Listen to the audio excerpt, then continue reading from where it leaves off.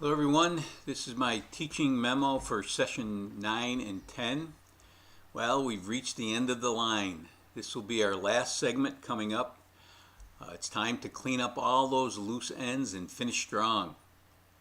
I am in the process of grading all of the selected response tests that were uploaded in session 8. If you haven't used my feedback, along with that of your group, to revise your test before you posted it, you need to let me know via email ASAP so I can clear your first draft and you can upload your revised test. I want to grade your best copy. That is why I extended the deadline.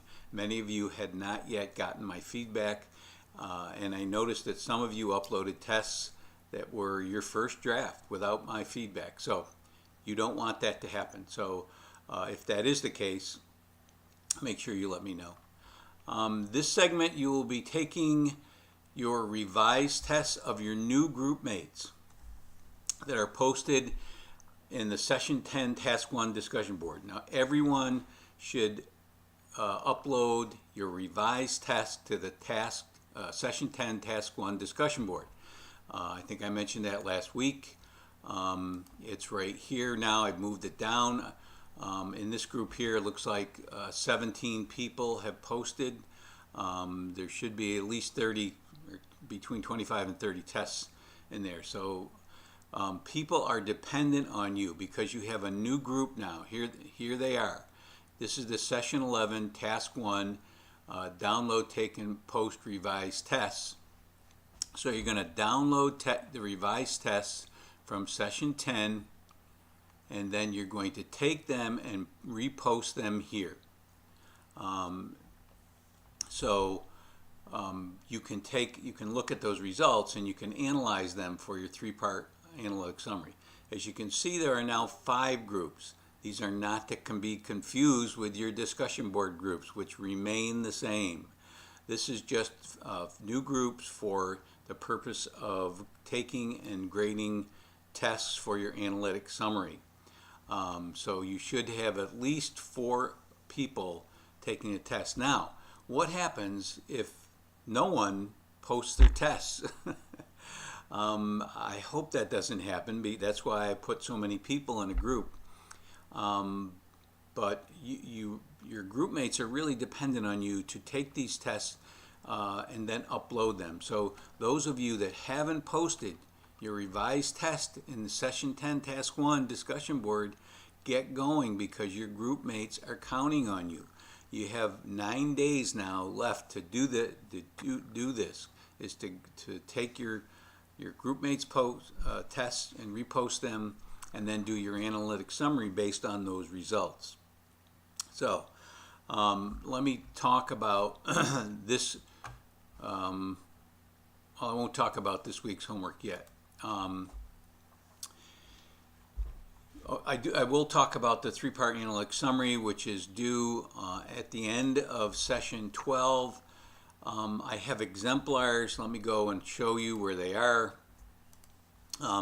If you go into additional resources, I have I believe in session 11, I have information for you. Let me see. No, those are just extra articles. In session 12, I should have a video. I should have exemplars. Okay, there you have 4 exemplars. Here is the rubric. So make sure you look at this rubric. You need to use APA format throughout this 3-part analytic summary, and you need citations in at least in all of these sections. You have 3 sections, and so you need citations. You need to cite the material. In this section here, you need to cite, in the 3rd section, you need to cite the EdTPA. I also have a video. So if you go into session folders, and in session 11, I believe I have it in session 12 as well. Here is my analytic summary video. Please watch it. It will save you much.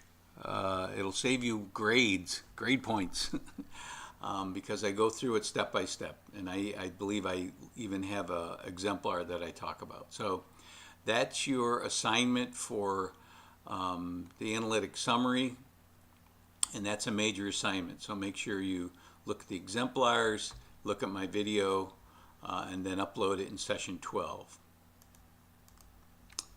You probably noticed that I did not have separate teaching memo last segment or for this segment here. You've taught me wisely, essay colleagues, that I need to integrate those posts within each group, and I did that. So, and I got a much better response. So, there are many of you that didn't like to go outside your group or any group to go to my teaching memos. And I thought you were just avoiding me, but this time it worked out well. I did not do a video of my teaching memo last segment, and I'm not going to do one this segment. It was my opinion that many of you were not watching it, and I felt if you were interested in what I had to say, you would just read it. I hope this is satisfactory. And you can really learn a lot from reading my teaching memos, especially this segment, the segment about response to intervention, in which there were many misconceptions about what it actually is. It's a process, and I talk about that in my teaching memo. This segment will be looking at the IEP process and the disproportionate representation of minorities in special education. Remember, I've added interesting articles and additional resources, and I think I'll click on those right now, just so you can see over here additional resources, and I've moved them right up to the top. If you click on Session 11 Resource, you can see I have a wealth of information that can help you in your discussion of the IEP process. Now, I'm always hoping that people will go in here when they're making their initial posts. Most of you are just cutting and pasting information from the reading.